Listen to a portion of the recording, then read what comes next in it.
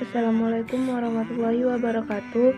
Nama saya Cindy Rahmadayanti. Saya dari kelas 11 IPA 3. Di sini saya akan mempresentasikan tentang bab sistem imunitas.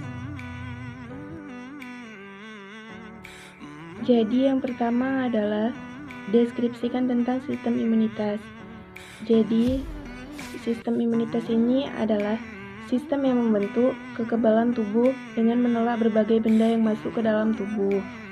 Sistem imunitas juga mempunyai beberapa fungsi, yaitu 1. Pembentuk kekebalan tubuh. Yang kedua, penolak dan penghancur segala bentuk benda asing yang masuk ke dalam tubuh. Yang ketiga, pendeteksi adanya sel abnormal, infeksi dan patogen yang membahayakan. Yang keempat, penjaga keseimbangan komponen dan fungsi tubuh. Sistem imunitas ini juga membentuk beberapa lapisan pertahanan tubuh. Lapisan pertahanan tubuh yang terdiri dari innate immunity atau kekebalan yang diturunkan. Lapisan pertamanya komponen pertahanan kulit, respon imunnya non-spesifik. Komponen pertahanan membran mukosa, respon imun non-spesifik. Komponen pertahanan bakteri alami, respon imun non-spesifik. Komponen pertahanan apatogen, respon imunnya non-spesifik. Komponen pertahanan sel fagosit, respon imunnya non-spesifik. Komponen pertahanan inflasi, respon imunnya non-spesifik. Lapisan yang kedua, komponen pertahanannya protein antimikroba, respon imunnya non-spesifik. Sel natural killer atau NK, respon imunnya non-spesifik. Lapisan pertahanan yang kedua adalah acquired immunity atau kekebalan yang didapat, yang terdiri atas lapisan ketiga. Komponen pertahanannya kekebalan humoral atau limfosit B, respon imunnya spesifik. Kekebalan diphragmentary sel atau limfosit T, respon imunnya spesifik. Jadi, sistem imunitas ini dibentuk secara 1. Kekebalan bawaan atau innate immunity, yaitu kekebalan diturunkan dan ada sejak lahir. Kekebalan bawaan melakukan respon imun non-spesifik dalam waktu yang tepat. Yang kedua adalah kekebalan adaptif atau acquired immunity, yaitu kekebalan yang didapatkan dari pengenalan tubuh terhadap antingen. Kekebalan adaptif melakukan respon imun spesifik dalam waktu yang lambat. Respon imunitas adalah cara tubuh merespon masuknya antingen ke dalam tubuh. Respon imunitas ini terbagi menjadi 2, yaitu 1. Respon imunitas non-spesifik dan yang kedua respon imun spesifik. Maksud dari respon imun non-spesifik adalah tidak membeda-bedakan antingen yang diserang, sedangkan respon imun spesifik adalah menyerang antingen tertentu dan dapat mengenali kembali jika sewaktu-waktu antingen yang sama dapat menyerang kembali. Komponen utama sistem imunitas yang paling utama adalah bagian lapisan pertahanan ketiga, yaitu leukosit. Sistem limfa tersusun atas organ-organ limfatik yang terdiri dari 2, yaitu 1. Organ limfatik primer, yang kedua adalah organ limfatik sekunder. Di dalam organ limfatik primer ini terdiri atas sumsum tulang dan timus. Sumsum tulang ini yaitu dia dapat menghasilkan limfosit, dan timus yaitu tempat pematangan limfosit dari sumsum tulang. Yang kedua, organ limfatik sekunder yang terdiri atas 1. Nodus limfa. Nodus limfa ini adalah titik di sepanjang pembuluh limfa yang memiliki ruang atau sinus yang mengandung limfosit dan makrofag. Nodus limfa berfungsi sebagai penyaring mikroorganisme. Yang kedua adalah limfa atau spleen. Fungsinya membuang antigen dalam darah dan menghancurkan eritrosit yang sudah tua. Yang ketiga, tonsil. Tonsil ini berfungsi sebagai memerangi infeksi pada saluran pernapasan bagian atas dan faring. Berdasarkan granula pada plasma, leukosit terbagi menjadi 2, yaitu leukosit granulosit dan leukosit agranulosit. Yang dimaksud dengan leukosit granulosit yaitu leukosit yang plasma bergranula, yaitu neutrofil, eosofil, eosinofil, dan basofil. Yang kedua, leukosit agranulosit, yaitu leukosit yang plasmanya tidak bergranula, yaitu monosit, limfosit B, dan limfosit T. Kekebalan yang diturunkan atau innate immunity adalah kekebalan yang ada sejak lahir dan melakukan respon imun yang spesifik dalam waktu yang cepat. Di dalam kekebalan diturunkan ini terdiri dari beberapa komponen-komponen, yaitu satu kulit atau fisik dan mekanik. Di dalam kulit ini tersusun atas keratin yang sulit ditembus antingen. Selain itu, terdapat rambut dan pada saluran pernapasan terdapat silia. Yang kedua adalah membran mukosa atau kimiawi. Membran ini menghasilkan enzim lisozim yang mengkatalisis penghancuran antigen yang masuk ke tubuh. Enzim lisozim ini terkandung dalam sekret satu minyak dan keringat, tempatnya kulit dan membran mukosa. Sekret yang kedua adalah air mata, tempatnya muka. Sekret yang ketiga adalah ludah, tempatnya mulut. Dan sekret yang keempat adalah lendir, tempatnya saluran pernapasan. Yang ketiga adalah bakteri alami atau biologis. Ini sering terjadi pada tubuh manusia, hidup di berbagai macam bakteri alami yang apatogen. Bakteri alami ini akan menghambat perkembangan bakteri patogen yang masuk ke dalam tubuh. Yang ketiga adalah sel fagosit. Sel fagosit ini terdiri atas neutrofil, monosit, dan makrofag. Sel fagosit ini berfungsi untuk menghancurkan antingen dengan mekanisme fagositosis. Yang kelima adalah protein antimikroba atau komplement, adalah protein yang dihasilkan hati dan mengalir dalam darah. Protein antimikroba menempel pada membran sel mikroba agar satu, sel asing mengalami lisis atau apoptosis. Yang kedua, sel fagosit mudah mengenali mikroba.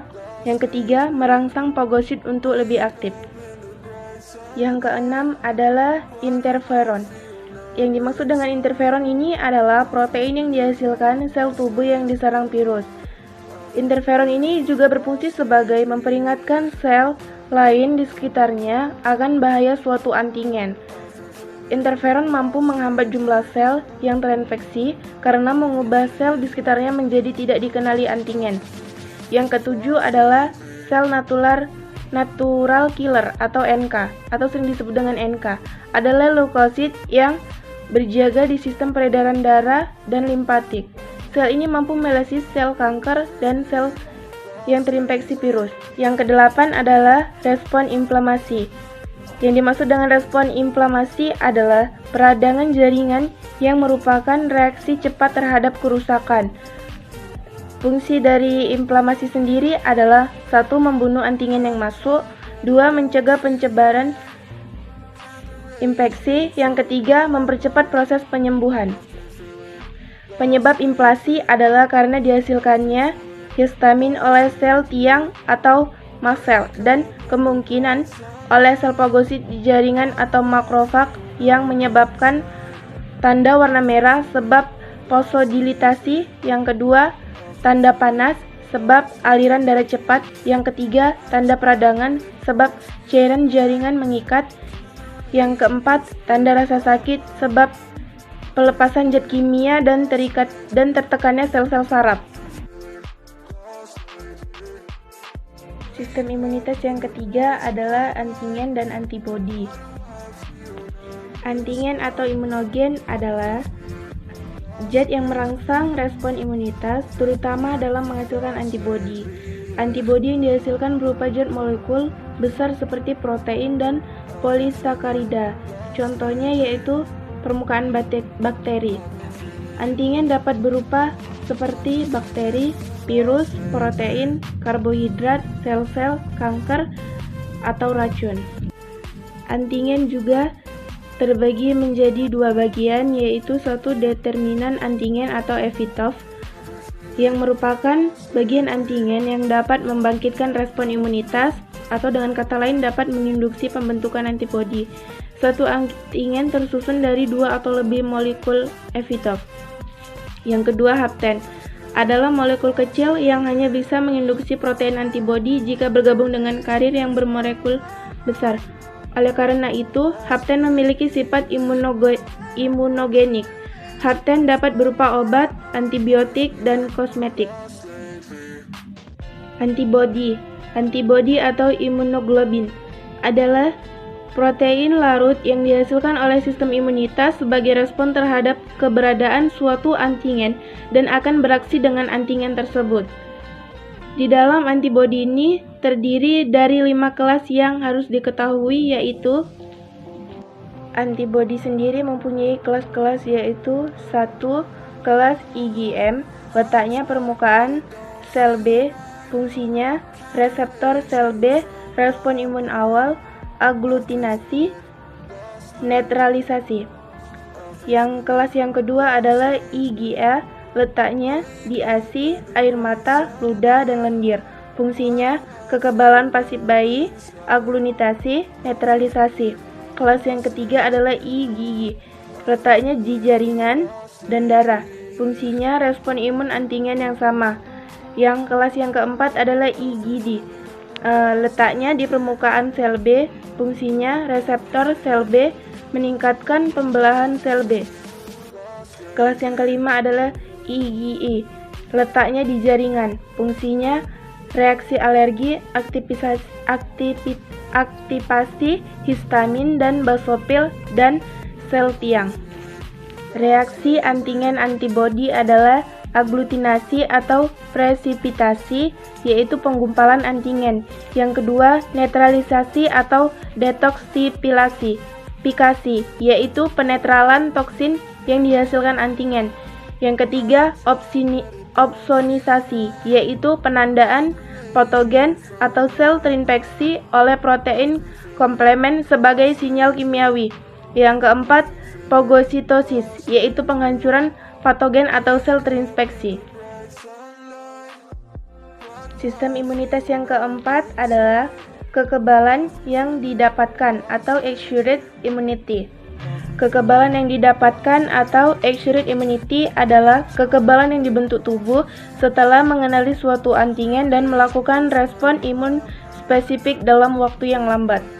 Komponen-komponen kekebalan yang didapatkan dilakukan oleh sel-sel limfosit B atau antibody mediated immunity dan sel-sel limfosit T atau cell mediated immunity. Pembentukan kekebalan humoral atau antibody mediated immunity dilakukan setelah respon imun spesifik berhasil dilakukan. Sistem imunitas yang kelima adalah kekebalan aktif dan pasif. Kekebalan aktif dan pasif. Kekebalan aktif adalah kekebalan yang dikembangkan oleh tubuh sendiri, sedangkan kekebalan pasif adalah kekebalan yang dibuat pada tubuh organisme lain. Perbedaan kekebalan aktif dan pasif adalah perbedaannya yaitu satu, ingatan imunologis. Aktif dapat mengingat, sedangkan pasif tidak dapat mengingat. Yang kedua, contoh alami. Aktif, antibodi yang dibentuk setelah infeksi. Pasif, antibodi dari ibu saat dalam kandungan. Perbedaan yang ketiga yaitu contoh buatan. Aktif, vaksinisasi atau imunisasi. Pasif, yaitu penyuntikan antibodi dari luar. Sistem imunitas yang keenam adalah penggolongan darah. Penggolongan darah dalam sistem imunitas ini dapat didasarkan oleh satu sistem ABO, yaitu dipengaruhi faktor antingen dan antibodi darah. Golongan darah sistem ABO ini terdiri atas golongan A, antigennya A, antibodinya anti B. Golongan yang kedua adalah B, antigennya B, antibodinya anti A. Golongan darah yang ketiga adalah AB, antigennya AB, antibodinya tidak ada. Golongan yang keempat adalah golongan O, antigennya tidak ada, antibodinya anti A, anti B. Cara penentuan golongan darah yaitu jika darah ditetesi serum anti A akan terjadi aglutinasi yaitu golongan A atau B. Yang kedua, tidak terjadi aglutinasi yaitu golongan B atau O. Yang kedua, jika darah ditetesi serum anti B atau akan terjadi aglutinasi golongan B atau A, tidak terjadi aklunitasi atau golongan A atau O. Kedua adalah dengan cara sistem rhesus, yaitu dipengaruhi faktor antingen protein rhesus. Golongan darah sistem rhesus, golongannya RH+, faktor rhesusnya plus, golongan darahnya RH-, faktor rhesusnya juga minus. Sistem imunitas yang ketujuh adalah gangguan pada sistem imunitas. Ada beberapa kelainan penyakit pada sistem imunitas manusia, yaitu satu, alergi atau hipersensitivitas, yaitu respon imun tubuh berlebih terhadap alergen atau benda asing dan antingen baik yang membahayakan maupun tidak. Yang kedua adalah anafilaktik shock, yaitu alergi tingkat tinggi di mana seluruh bagian tubuh mengalami inflamasi. Yang ketiga defisiensi imun, yaitu tidak bekerja atau terganggunya salah satu atau seluruh komponen sistem imun.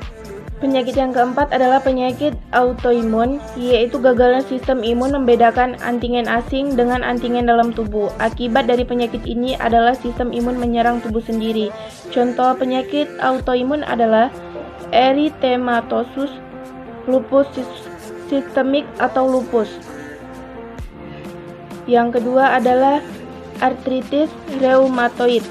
Yang ketiga adalah multiple sclerosis. Yang keempat adalah anemia pernicious.